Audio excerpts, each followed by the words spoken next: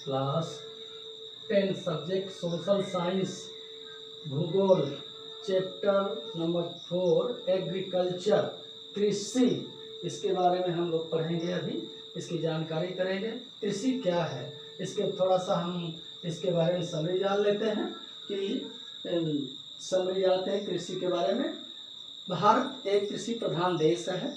इसके अंतर्गत 2/3 जनसंख्या सिर्फ कृषि पर ही निर्भर करती है और यह 2/3 जनसंख्या कृषि पर ही निर्भर करती है और इतनी जनता जो है सिर्फ खेती ही खेती करती है और अपने उस खेती में वह खाद्यान्न फसलें के अलावा खाने पीने की जो अनाज और दालें, इसके अलावा वह अपने खेती में जो है कुछ पेय पदार्थों जैसे चाय कहवा इत्यादि पैदा करती है। इसके अलावा कच्चे माल का भी खेती करती है, उत्पादन करती है, जिससे उद्योग धंधे भी चलते हैं।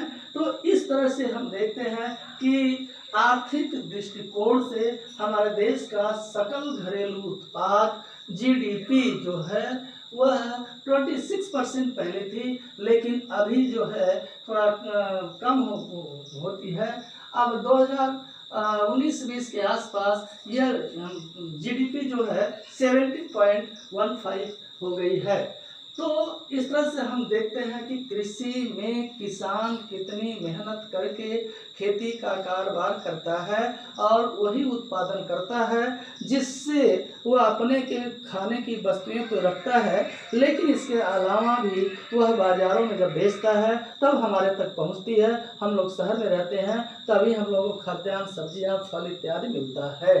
अब आगे देखते हैं कि एग्रीकल्चर ये लैटिन भाषा के 2 शब्दों से मिलकर बना है। पहला है एग्रोस। एग्रोस का अर्थ होता है भूमि। कल्चर, कल्चर का अर्थ होता है जुताई, अर्थात भूमि की जुताई करना, बुआई करना, यह एग्रीकल्चर यानी कृषि कहलाता है। अब कृषि के अंतर्गत कौन कौन से चीजें आती हैं, कितनी फील्डें, कितनी एरिया है जिनको मिला करके कृषि बनती है। और कृषि में सिर्फ जो है भूमि से जुताई से संबंध नहीं है, इसके अलावा भी और चीजें हैं जिन्हें हम कृषि कहते हैं। अब आप चलिए आप देखते हैं ये एक डायग्राम बना हुआ है, आपने देखा ये सबसे पहले एग्रीकल्चर है, एग्रीकल्चर। दूसरा है शहरी, शहरी, और इससे ये तो खेती से संबंधित हो गया। शहरी कल्चर जो है वो रेशम का उत्पादन करता है। दूसरे में है पीसी, इसमें मछली पालन, मत्स्य पालन है। और जो इसका चौथा पॉइंट है वह है वीटी। वीटी जो अंगूर की खेती, फलों खेती से संबंधित है। इसके बाद ये आपका जो पांचवा है ये हार्टिकल्चर है। हार्टिकल्चर में उद्यान कृषि है जिसमें फल है, सब्जी है और ये कमर्शियल खेती होती है। इसमें जो हार्टिकल्चर है इसमें सिर्फ जो है फल फूल और सब्जियां हैं जिन्हें उत्पादन करके हम बाजारों में बेचते हैं। तो इन सभी को मिला करके एग्रीकल्चर बनता है। अब आप इससे समझ लीजिए कि खेती में, कृषि में क्या क्या चीजें उत्पादित की जाती हैं, इन सभी को मिला करके कृषि कहते हैं। और कृषि क्या है, कृषि किसे कहते हैं, ये सारी बातें आप जान लीजिए। एग्रीकल्चर जिसमें मिट्टी की जुताई है, फसल उगाना है, इसमें डेयरी है, डेयरी भी है, पशुपालन भी है और साइंस भी है और आर्ट भी है। ये सब मिलाकर के एग्रीकल्चर बनता है। फिर से एक बार पुनः देख लें, सुन लें, समझ लें इसे। एग्रीकल्चर में 5 चीजें मिलकर के तब कृषि कहलाती है। पहला है एग्रीकल्चर, कृषि। कृषि में क्या है, भूमि की जुताई है और उसमें फसल उगाना है और पशुपालन है और इसमें जो टेक्नोलॉजी आती है, साइंस और कला आती है जो वो भी मिल करके तब एग्रीकल्चर बनता है। और एग्रीकल्चर की जो दूसरी है वो है शहरी। कल्चर, सेरीकल्चर अर्थात रेशम का उत्पादन, ये भी कृषि में आता है। और तीसरा जो आता है पीसी अर्थात मछली पालन भी कृषि के अंतर्गत आता है। अगला जो है चौथा, यह है वीटी, वीटी अर्थात अंगूर की द्राक्षा कृषि, अंगूर की खेती और लीची की खेती, इस तरह की जो खेती करते हैं वो कमर्शियल में आती है। और पांचवा जो है हार्टिकल्चर अर्थात उद्यान बागवानी है, इसमें फल है, फूल है, सब्जियां हैं, कमर्शियल खेती जिसको करके हम बाजारों में बेचते हैं। तो इन सभी को मिला करके एग्रीकल्चर बनता है अर्थात कृषि बनती है। तो अब कृषि किसे कहते हैं? इन सभी को मिलाकर एग्रीकल्चर बनता है कि कृषि बनती है। अब कृषि किसे कहते हैं? कृषि वह है जिसमें भूमि की जोताई है, बोआई है, पशुपालन है और विज्ञान और कला भी है, और उसके अंतर्गत रेशम का उत्पादन है, मछली उत्पादन है, अंगूर की खेती है और कमर्शियल खेती, इन सभी को मिलाकर कृषि कहते हैं। अब आगे आप समझिए। अब टाइप्स ऑफ द फार्मिंग, कृषि के प्रकार। भारत में कृषि के कई प्रकार तो पाए जाते हैं। आपकी किताब में 3 प्रकार की मुख्य रूप से खेती के बारे में बताया है, लेकिन मैं यहाँ पर आपको 5 प्रकार की खेती के बारे में बता रहे हैं। तो 5 प्रकार जान लेंगे, ज़्यादा अच्छा रहेगा। उसमें कभी कभी टिप्पणी में भी पूछ देते हैं सब।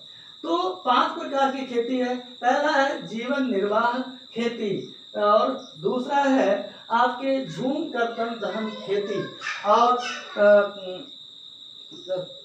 तीसरा आती है गहन खेती, और चौथा आती है चौथा जो होती है वो रोपड़ कृषि है, 5वां जो है कमर्शियल कृषि है। तो ये हमको बताएंगे एक एक करके। आता है जीवन निर्वाह कृषि, सब्सिस्टेंस फार्मिंग, जीवन निर्वाह खेती। यह जीवन निर्वाह खेती क्या है? जो इस बात को ध्यान में रखें कि यहाँ पर जो शब्द लिखा है जीवन निर्वाह, जीवन निर्वाह शब्द से ही पता चलता है कि इसमें किसान जो खेती करता है और उस खेती में जो उत्पादन होता है वह उसका उपयोग अपने परिवार के लिए ही कर पाता है, उससे अधिक उत्पादन उसमें नहीं हो पाता है।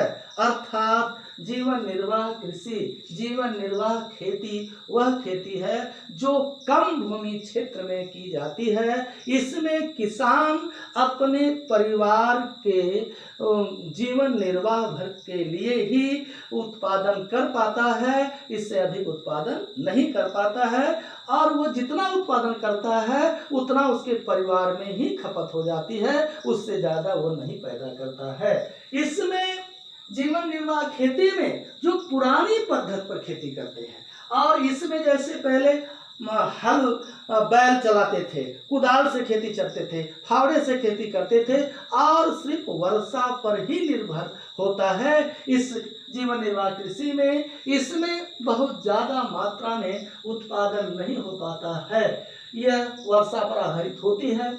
तो इसमें देखेंगे पुरानी पद्धति हल और कुदाल और बैल से खेती करते हैं, और ये वर्षा पर आधारित खेती है जीवन निर्वाह खेती, और श्रम बहुत ज़्यादा करना पड़ता है तब इसमें उत्पादन हो पाता है।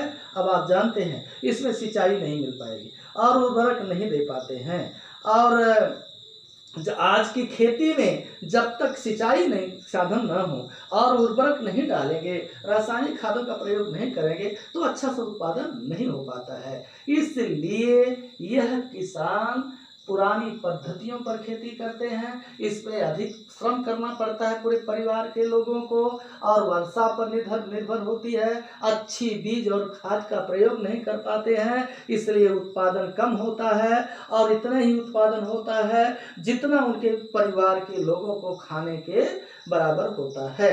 इसे हम जीवन निर्वाह कृषि कहते हैं। दूसरा आता है झूम कर्तन दहन प्रणाली, अर्थात ये जो झूम देख रहे हैं, झूम खेती है।